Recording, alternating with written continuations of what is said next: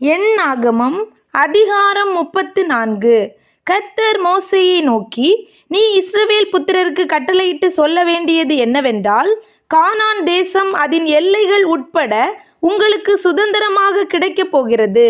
நீங்கள் கானான் தேசத்தில் சேரும்போது உங்கள் தென்புறம் சீன்வனாந்தரம் தொடங்கி ஏதோம் தேசத்தின் ஓரமட்டும் இருக்கும் கிழக்கே இருக்கிற உப்புக்கடலின் கடைசி தொடங்கி உங்கள் தென் எல்லையாயிருக்கும்.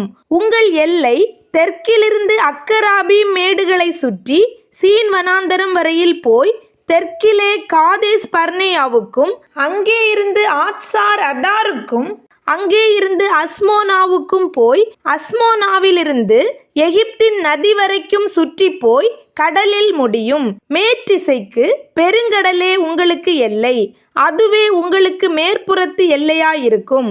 உங்களுக்கு வடதிசை எல்லை பெருங்கடல் தொடங்கி ஓர் என்னும் மலையை உங்களுக்கு குறிப்பாக வைத்து, ஓர் என்னும் மலை தொடங்கி ஆமாத்திற்கு போகிற வழியை குறிப்பாக வைத்து, அங்கே இருந்து அந்த எல்லை சேத்தாத்திற்கு போய் அங்கே இருந்து அது சிப்ரோனுக்கு போய் ஆத்சார் ஏனானிலே முடியும். அதுவே உங்களுக்கு வடபுறத்து எல்லையாயிருக்கும். உங்களுக்கு கீழ்த்திசை எல்லைக்கு ஆத்சார் ஏனானிலிருந்து சேப்பாமை குறிப்பாக வைத்து, சேப்பாமிலிருந்து எல்லையானது ஆயீனுக்கு கிழக்கிலுள்ள ரிப்லா பரியந்தமும் அங்கே இருந்து கின்னரேத் கடல் பரியந்தமும் அதன் கீழ் கரையோரமாய் அங்கே இருந்து யோர்தான் பரியந்தமும் போய் உப்பு கடலில் முடியும். இந்த சுற்றெல்லைகளை உடைய தேசமே உங்களுக்குரிய தேசம் என்று சொல் என்றார்.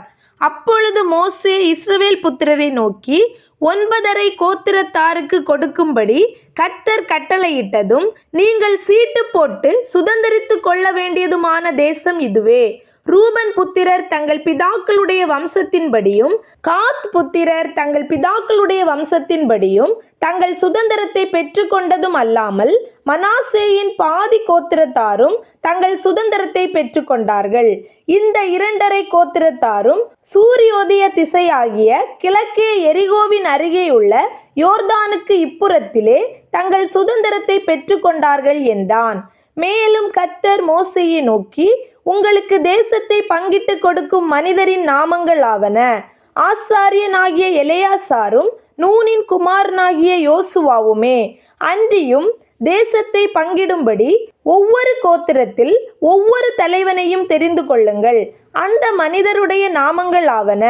யூதா கோத்திரத்துக்கு எப்புனேயின் குமாரனாகிய காலேப்பும், சிமியோன் புத்திரரின் கோத்திரத்துக்கு அம்மியூதின் குமாரனாகிய சாமுவேலும், பென்யமீன் கோத்திரத்துக்கு கிஸ்லோனின் குமாரனாகிய எலிதாதும், தான் புத்திரரின் கோத்திரத்துக்கு யொக்லியின் குமாரனாகிய புக்கி என்னும் பிரபுவும், யோசேப்பின் குமாரனாகிய மனாசே புத்திரரின் கோத்திரத்துக்கு எபோத்தின் குமாரனாகிய அன்னியேல் என்னும் பிரபுவும், எப்பிராயிம் புத்திரரின் கோத்திரத்துக்கு சிப்தானின் குமாரனாகிய கேமுவேல் என்னும் பிரபுவும், செபுலோன் புத்திரரின் கோத்திரத்துக்கு பர்னாகின் குமாரனாகிய எலிசாப்பான் என்னும் பிரபுவும், இசக்கார் புத்திரரின் கோத்திரத்துக்கு ஆசானின் குமாரனாகிய பல்தியேல் என்னும் பிரபுவும், ஆசேர் புத்திரரின் கோத்திரத்துக்கு செலோமியின் குமாரனாகிய அகியூத் என்னும் பிரபுவும், நப்தலி புத்திரரின் கோத்திரத்துக்கு அம்மியூதின் குமாரனாகிய பெதாக்கேல் என்னும் பிரபுவுமே என்றார்.